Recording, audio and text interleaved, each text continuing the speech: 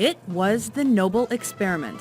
Welcome to WatchMojo.com, and today we're taking a look at the history of Prohibition in the United States. With the bar lined with the boys and bums, spending their money, debauching their characters, rotting their bodies, and jeopardizing their immortal souls. Prohibition in the United States was the government's attempt to outlaw the production, sale, and shipment of alcohol and intoxicating alcoholic beverages across the country.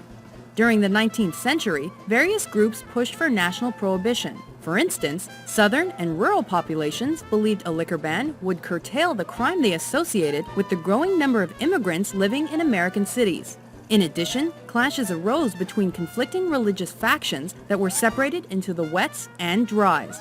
The dries disapproved of drinking and considered saloons and other popular spots of alcohol consumption politically corrupt. Conversely, the wets wanted the state to remain uninvolved in discussions of morality.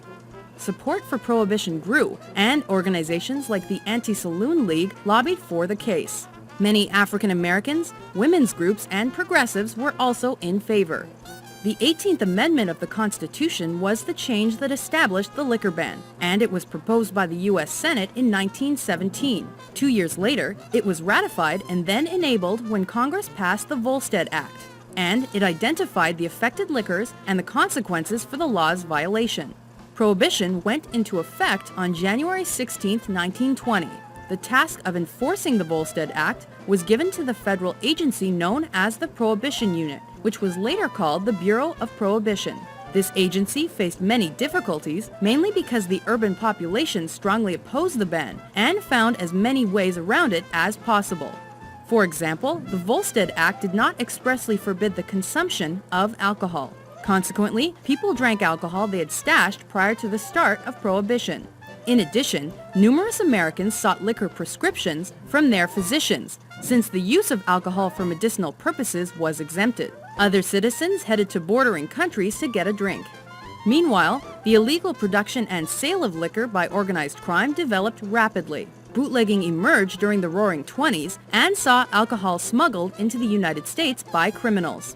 The black market for alcohol soon fell under the control of gangsters like Al Capone and Bugs Moran. In fact, Capone made millions through racketeering and by operating thousands of speakeasies. These establishments illegally sold liquor to patrons and helped popularize jazz music. Under Prohibition laws, the personal production of wine and cider made from fruit was permitted.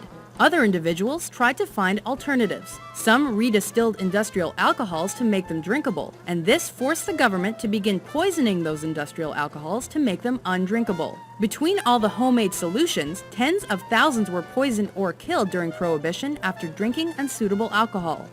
As the decade progressed, support for Prohibition dwindled. While the ban did succeed in reducing alcohol consumption, it also caused a spike in violent criminal activity. This was made especially evident by the St. Valentine's Day Massacre of 1929, when several members of Moran's mob were murdered, allegedly by Capone's gang. The American people also felt Prohibition was encroaching on their freedoms. Disillusionment reached an all-time high during the Great Depression, and this eventually led to the development of a repeal movement.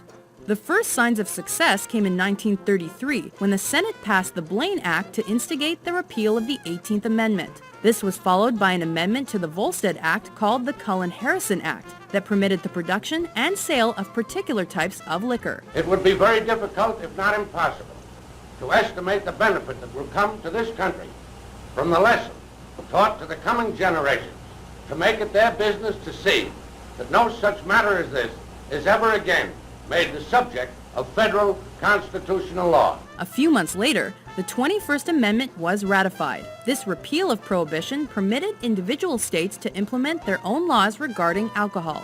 This caused the black market to suffer a huge loss in profits. However, with America's alcohol brewing industry back in business, the official economy received a much-needed boost. While some towns continued to impose restrictions following the official repeal, the Prohibition era was most definitely over. Beer. Sparkling.